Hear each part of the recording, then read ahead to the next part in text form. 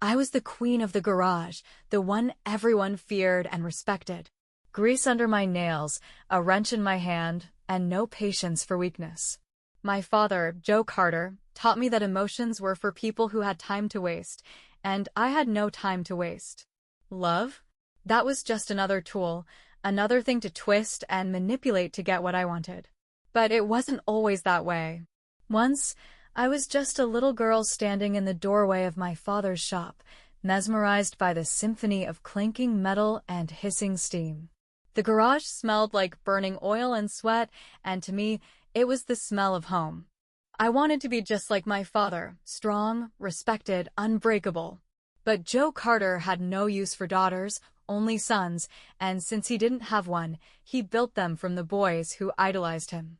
I was nothing more than a shadow, hovering at the edge of his world, waiting for scraps of approval that never came. I spent my childhood chasing that validation, watching how my father treated the apprentices who worked under him. He taught them with patience, praised their progress, shared beers with them after long shifts. With me, there were no words of encouragement, no fatherly pride, just gruff instructions and dismissive nods, if I was lucky. The only way to earn his respect was to be better, faster, sharper than any of the boys who worked in his shop. So I learned. I studied engines like they were sacred texts, memorized the way parts fit together like the bones of a living thing. By the time I was 16, I could tear down and rebuild a carburetor faster than any of his so-called protégés. Still, it wasn't enough. I remember the day I rebuilt my first engine from scratch, an old Chevy block I'd salvaged from a junkyard and restored with my own hands. I stood in front of my father, my heart pounding, waiting for him to say something, anything. He glanced at it, nodded once, and then turned away to bark orders at one of the boys. I might as well have been invisible. That was the day I realized I could spend my whole life fighting for his approval and never get it. So I stopped trying to earn it. I decided if he wouldn't give me respect, I'd take it. And if I couldn't have his love, I'd make damn sure I never needed it. By the time I hit 20, I had built a reputation. I was the best mechanic in town, and I made sure everyone knew it. People respected me not because I was Joe Carter's daughter, but because I was Ray Carter, the woman who could make an engine sing. I worked harder than anyone, pushed myself past exhaustion, took on the toughest jobs just to prove that I was the best. But respect wasn't enough. It never filled the hole my father left in me. So I turned to something else. Control. Control was power. If I could make people need me, they couldn't leave me. If I could make them love me on my terms, I wouldn't have to feel the sting of rejection. Relationships weren't about connection. They were about leverage. I learned how to manipulate, how to twist emotions to get what I wanted. It wasn't about being cruel. It was about survival. About never being the one left behind. Then came the accident. It was supposed to be just another night. The road stretched ahead of me, empty and dark, my Mustang's headlights cutting through the void. I loved the hum of the engine beneath me, the feeling of control as I shifted gears, the speed making everything else disappear. When I was behind the wheel, nothing else mattered, just me and the machine. I didn't see the truck until it was too late. The moment stretched, suspended in time. The blaring horn, the sudden flash of headlights, the screech of tires. My heart leapt into my throat as I yanked the wheel to the left, but the car fishtailed, spinning out of control. The sickening crunch of metal against metal, the explosion of shattering glass, then nothing but silence. Pain yanked me back into reality, sharp and unforgiving. My body was trapped, my legs pinned beneath the crumpled dashboard. The smell of gasoline filled my lungs, making me gag. Blood trickled down my forehead, warm and sticky, pooling into my eyes. Every breath was agony, my ribs screaming in protest. I reached for my phone, my fingers trembling. The screen was shattered, the numbers blurred. My father's name sat at the top of my contact list. I hesitated. Would he even come? Would he care? My vision swam, the edges of the world turning black. I hit call. He never answered. I don't remember the paramedics pulling me from the wreckage. I don't remember the sirens or the flashing lights. When I woke up in the hospital, my body felt foreign, broken beyond repair.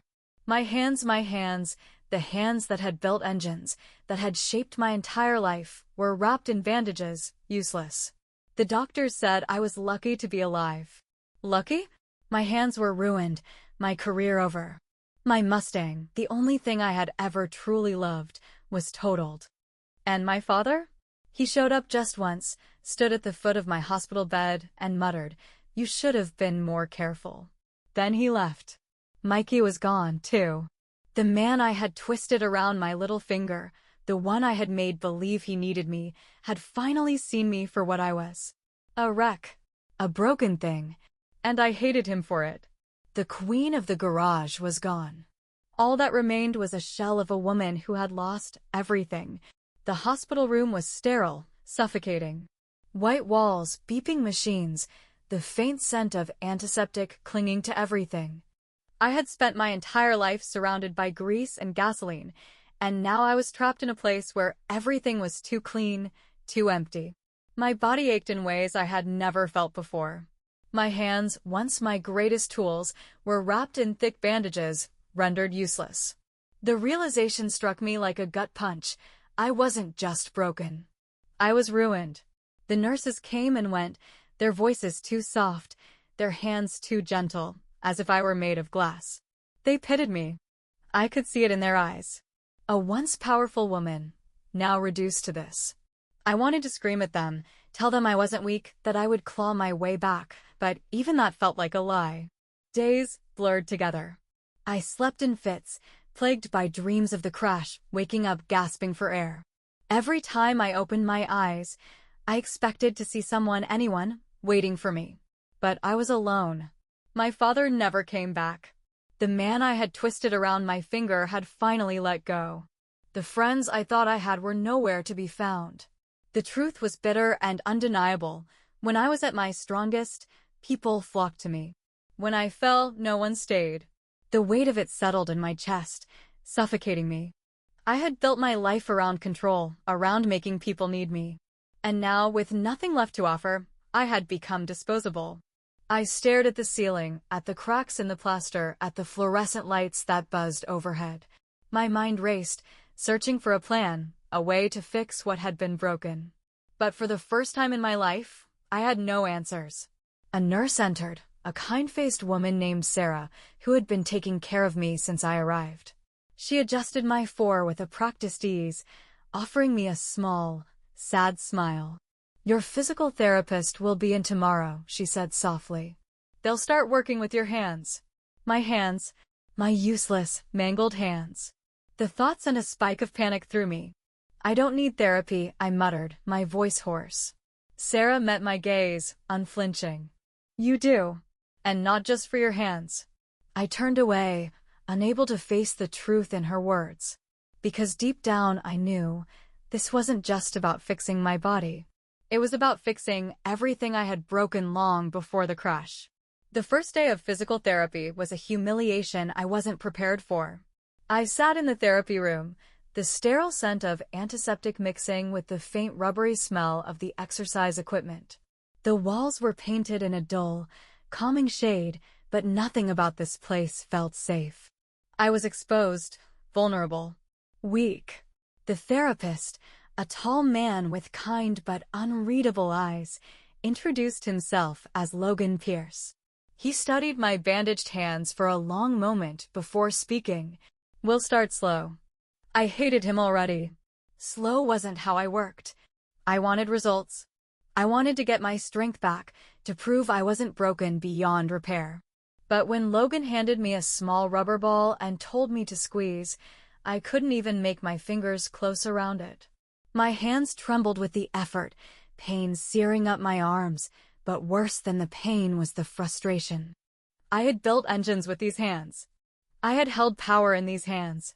And now? Now I couldn't even grip a rubber ball. Logan watched me struggle, his face unreadable. "It's going to take time," he said, as if I didn't already know that. I wanted to throw the damn ball at his face. I clenched my jaw, blinking back the burn of angry tears.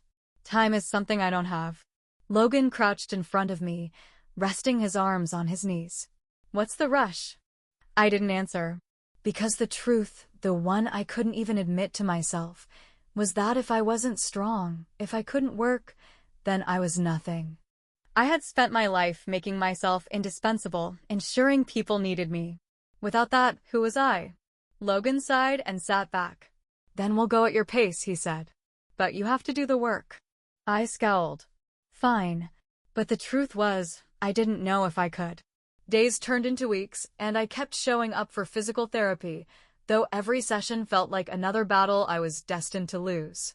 My hands refused to obey me, the pain a constant reminder that I wasn't who I used to be. The weight of that truth pressed on me harder than anything I had ever lifted in my life. But Logan? Logan was patient. Too patient. It pissed me off. He never flinched at my frustration, never reacted when I lashed out with sharp words. He just took it all in stride, his calm gaze never wavering. I hated him for that.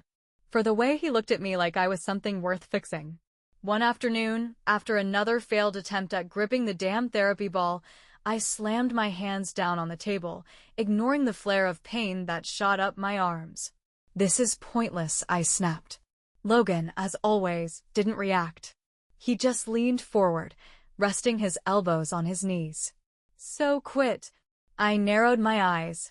Excuse me. Quit, he repeated, tilting his head slightly. If you really think this is pointless, walk out that door and don't come back. I stared at him, my pulse hammering. I wanted to tell him to go to hell, but the words wouldn't come.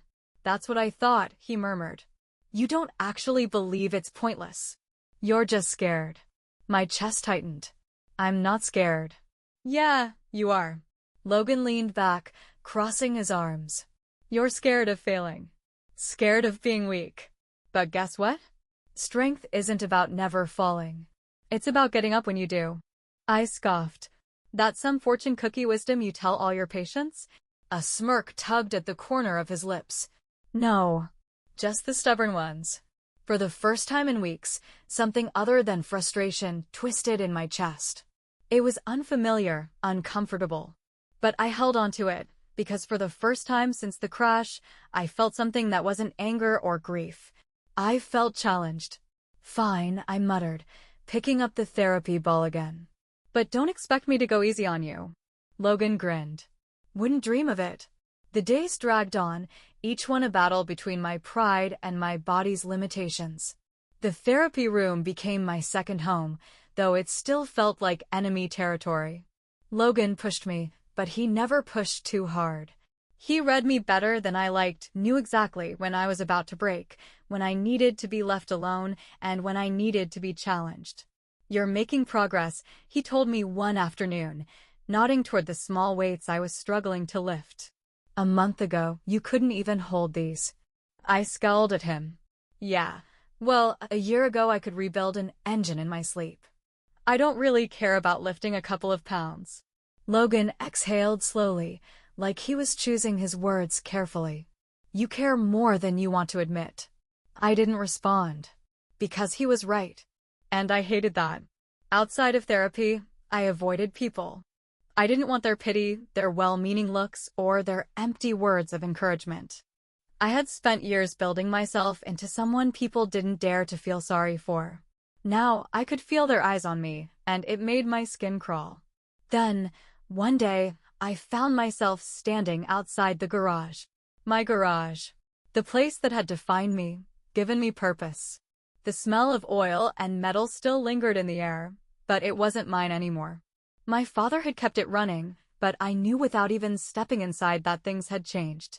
I wasn't sure if I was ready. But I knew one thing, I couldn't stay away forever.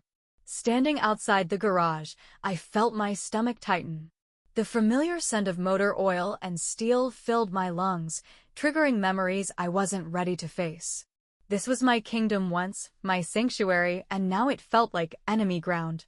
I pushed open the door, the chime ringing through the space. The sound was the same, but everything else felt different. The air was heavy with the weight of unspoken words, unfinished arguments, and all the moments I had spent trying to prove myself to the one man who had never truly seen me. Joe Carter stood behind the counter, his hands coated in grease, an old engine block resting on the work table beside him. He barely looked up when I stepped inside. Typical. Didn't think you'd come back, he muttered, tightening a bolt with practiced ease. I crossed my arms, swallowing the lump in my throat. Yeah, well, guess I still know my way home. He finally lifted his gaze, eyes scanning me like I was just another customer walking in off the street. Your hands still work? The words were sharp, cutting deeper than I expected. I flexed my fingers, feeling the dull ache, the reminder that I was no longer the girl who could tear an engine apart in record time. Not the way they used to, I admitted. But I'm working on it. He nodded once, setting down his wrench. Good. Silence stretched between us, thick and suffocating. This was how it always was, short words, measured looks, expectations I could never meet. Why do you keep the shop open? I asked, surprising myself with the question. Joe wiped his hands on a rag, avoiding my eyes. Didn't seem right to let it go. That was the closest thing to an admission I was ever going to get. A part of me wanted to press him, to demand an explanation, but another part of me, the tired part, just let it go. I need a job, I said finally. His eyebrows lifted, just slightly. Thought you couldn't work on cars anymore. I can teach, I countered. Train the next generation. You always liked the idea of having apprentices. Let me do that. Joe stared at me for a long moment, then nodded. You start Monday. And, just like that, I had a way back in. Monday came faster than I expected. I stood outside the garage, nerves twisting in my gut, wondering if I had made a mistake. Teaching? I had never taught anyone in my life. I had always been the one proving myself, clawing my way to the top. Now, I was supposed to guide others, to give them what I had fought so hard for? The door creaked as I stepped inside, the familiar scent of grease and gasoline grounding me. Joe barely acknowledged me as I walked past him toward the back, where the apprentices gathered. A group of fresh-faced kids, too eager, too naive, waited with wide eyes and nervous energy. All right, I said, arms crossed. Who here thinks they know their way around an engine? A few hands shot up. I smirked. Good. Now, who here is actually any good at it? Only 2 hands stayed up. The rest hesitated, exchanging uncertain glances. I nodded. That's what I thought. Lesson 1. You don't know as much as you think you do. And that's fine. You're here to learn. So let's get started. I threw myself into the work, explaining the basics, demonstrating, correcting their grip when they fumbled with tools. I expected frustration, irritation at their slowness, but to my surprise, I felt something else. Satisfaction. By the end of the day, I was exhausted but lighter. For the first time in months, I didn't feel like a failure. I felt useful. And maybe, just maybe, that was enough to keep me coming back tomorrow. The next few weeks blurred into a routine. Mornings at therapy, afternoons at the garage. I had settled into my role as an instructor faster than I expected, though the weight of my own limitations still pressed down on me. My hands had regained some strength, but they would never be what they once were. That truth lingered in the back of my mind like an old wound that refused to fully heal. One afternoon, after a grueling therapy session, I slumped onto a bench outside the facility. The air smelled like fresh rain, and for a moment, I let my mind go blank. Then, Logan appeared, his usual calm presence disrupting my moment of peace. You're getting better, he said, sitting beside me. I scoffed. Better? I still can't do half the things I used to. Logan folded his arms, watching me carefully. So what? You're not who you used to be. That's the point. I shot him a glare. Easy for you to say. You're not the one who lost everything. His expression darkened slightly. You think I don't know what loss feels like? I hesitated. I had never asked much about Logan's past. He was always the one pushing me, always challenging me to move forward. But now, something in his voice made me pause. What did you lose? I asked quietly. For a moment, he didn't answer. Then he exhaled, running a hand through his hair. My brother. He was a firefighter. Died saving someone from a burning building. The words hit me harder than I expected. I had spent so much time wallowing in my own misery that I never considered the weight others carried. I'm sorry, I murmured. Logan nodded. I was angry for a long time. Thought I'd never move past it. But I had a choice, let it define me or find a way forward. He turned to face me. You have that choice too. I clenched my jaw, staring at the cracks in the pavement. Could I really let go of who I used to be? Could I accept that my life had changed and still make something out of it? Logan stood and stretched. Think about it. As I watched him walk away, a part of me knew he was right. The real challenge wasn't getting my hands to work again. It was accepting that I had to build something new with them. The idea of seeing Mikey again had lingered in the back of my mind for weeks. He had been there before everything fell apart, before the accident, before I lost control of everything. And then he was gone. I didn't blame him. I had pushed him away long before I crashed my car. But now, standing outside the small coffee shop where I had agreed to meet him, I wasn't sure if I was ready. I stepped inside, the scent of roasted coffee beans mingling with the nervous energy twisting in my stomach. Mikey was already there, sitting by the window, tapping his fingers against the ceramic mug in front of him. When he looked up and met my eyes, something flickered across his face, relief, maybe? Or hesitation. Hey, he said, standing as I approached the table. Hey, I replied, sitting down across from him. An awkward silence stretched between us before he cleared his throat. You look good. Better. I smirked, though it didn't quite reach my eyes. Yeah, well, I'm still in one piece. More or less. He chuckled softly but didn't say anything right away. I studied him, realizing how much had changed. Or maybe I was just seeing him differently now. He wasn't the guy I had once controlled, twisted around my little finger. He was just Mikey, someone I had hurt, someone who had moved on. I heard you're working at the garage again, he finally said. Yeah, teaching now, mostly, I admitted. Turns out I might be decent at it. He nodded. I'm glad. I never wanted you to lose that. The words settled in my chest, heavier than I expected.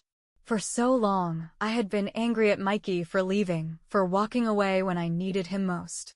But maybe I had needed to lose him to finally see myself clearly. I'm sorry, I said, surprising myself. For everything. For the way I treated you. Mikey looked at me for a long moment before exhaling. I know. And I'm sorry too. But I think we both know we weren't good for each other. I nodded slowly. Yeah, I think we do. For the first time, I felt something loosen inside me. I had spent so long clinging to resentment, to guilt, to the past. But now, sitting here with Mikey, I realized I didn't need to hold on to it anymore. Take care of yourself, Ray, he said as he stood to leave. You too, Mikey. And just like that, he was gone. But this time, I wasn't left with anger or regret. Just acceptance. After my meeting with Mikey, something inside me shifted.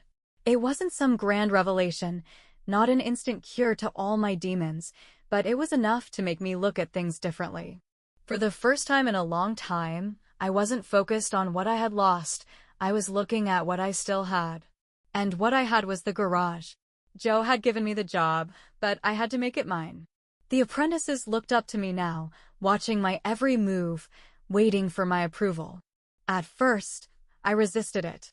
I wasn't ready to be someone's mentor, someone's guide. But as the days passed, I found myself investing in them, in their progress.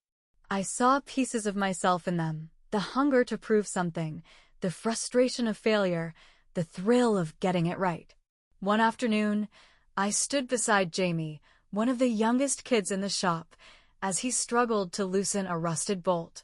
He gritted his teeth, pulling with all his strength, but it wouldn't budge. You're forcing it, I said, crossing my arms. Work with the tool, not against it. He sighed and wiped his forehead. What if I can't?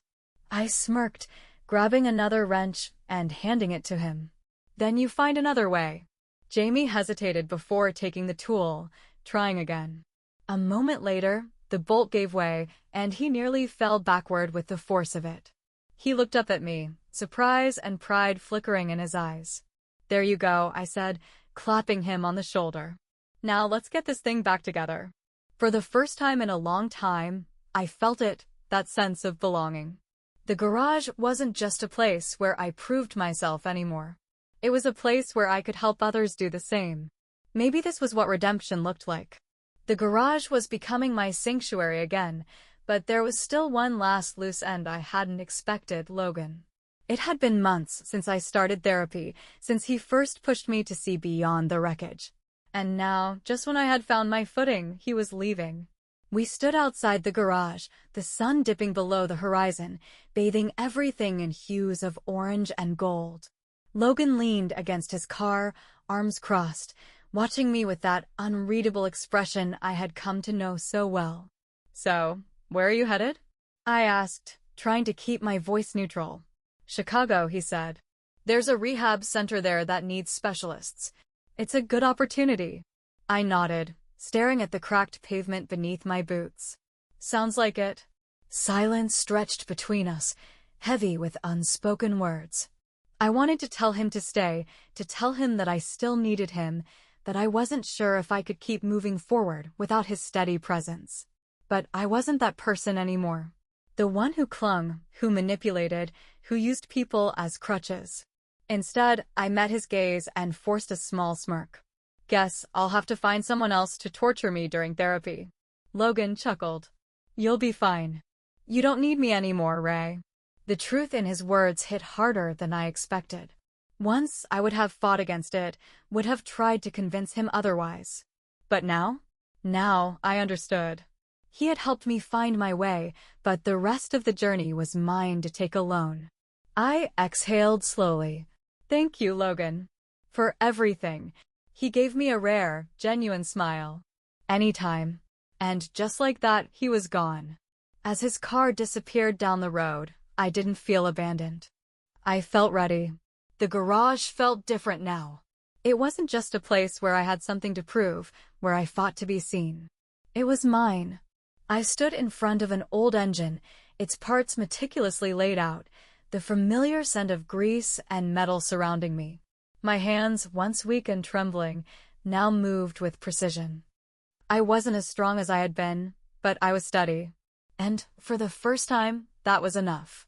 Jamie and the other apprentices gathered around, watching closely. All right, I said, picking up the last bolt. This is the final step. When you do this right, everything fits together. The engine becomes more than just a pile of parts. It becomes something real, something powerful. I guided Jamie's hands over the piece, feeling his nervous energy as he twisted the bolt into place. When it finally locked, I stepped back and nodded. That's it. He exhaled, a slow grin spreading across his face. That's it. That's it, I confirmed. Sometimes, the last piece is the smallest one, but it's what holds everything together. The words felt heavier than they should have. Maybe because they weren't just about the engine. Maybe because I finally understood what they meant for me, too. I wiped my hands on a rag, looking around at the people who had become my second family. For years, I had let my past define me. I had let pain and resentment shape who I was. But standing here, in the place where it all began, I realized something. I wasn't that person anymore. I was stronger. Not because of the battles I had fought, but because of the ones I had finally let go of. And with that, I tightened the last bolt. The garage was quiet that evening. The apprentices had gone home, the tools were put away, and the only sound was the hum of the cooling engines. I stood by the open bay door, watching the sun dip below the horizon, casting streaks of orange and pink across the sky. For the first time in years, I wasn't chasing something. I wasn't running from my past, desperate to prove myself. I wasn't clinging to resentment, using it as fuel to push forward. I was just here, Joe walked up beside me, hands stuffed into his pockets. We stood in silence for a long moment before he finally spoke. "You did good today," he said. The words were simple, but from him, they meant everything. I smiled, nodding slightly. "Yeah, feels good." He shifted his weight, exhaling deeply. I never thought I'd say this, but I think the garage is in better hands than mine." I turned to look at him, surprised. Joe Carter admitting someone's better than him? That's a first. He chuckled, shaking his head. "Not better. Different. And maybe different is exactly what this place needed." I let his words settle over me, realizing that for the first time, he wasn't just seeing me as a mechanic. He was seeing me as someone who had built something of her own. The old Ray would have held on to this moment, demanded more from it. But now, I just accepted it. Some things didn't need to be forced. Some things just were. I wiped my hands on my rag and stepped toward my car, feeling the weight of the past finally lift. The road stretched ahead, wide open, full of possibilities I had never considered before.